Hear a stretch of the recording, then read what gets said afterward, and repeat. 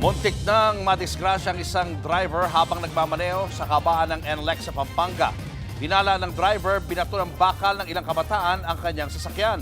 Nasa frontline ng balitang yan si Ian Suyu. Nagkabitak ang windshield at bahagyang nayupi ang bahagi ng hood ng kotseng yan matapos batuhin ng bakal habang binabagtas ng driver na si Ace Valenzuela ang NLEX. Kwento ng biktima sa News 5, pauwi na raw siya galing sa isang event sa Clark. Una na raw niyang napansin ang grupo ng kalalakihan na nasa gilid ng ginagawang tulay. At habang binabagtas niya ang NLEX southbound sa bahagi ng San Simon, Pampanga, bigla na lang may kumalabog sa kanyang sasakyan. Hindi ko siya nakita na actual na binato sa akin, but yun yung tingin ko. Kasi yung bakal na tumama sa akin galing sa right side.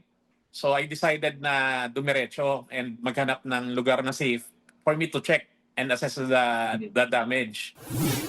Na-recover pa ng biktima ang T-shaped na bakal na ibinato sa kanyang sasakyan. Makapal at may sukat itong 5 pulgada. Kwento pa ni Valenzuela nang dalhin niya ang sasakyan para ipaayos.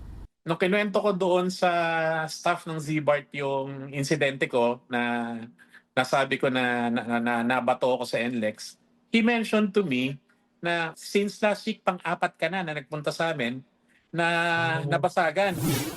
Dahil dyan, nakipagpulong na sa may-ari ng sasakyan ang pamunuan ng expressway. Gumawa na sila ng incident report at kinuha ang testimonya ng biktima.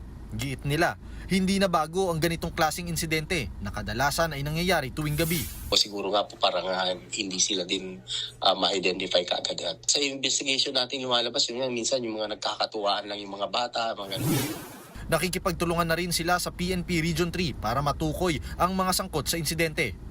Kasabay niyan, paiigtingin raw nila ang pagpapatrolya tuwing gabi para hindi na ito maulit. Nagbabalita mula sa frontline, Ian Suyu, News 5. Mga kapatid, Julius Babaw po.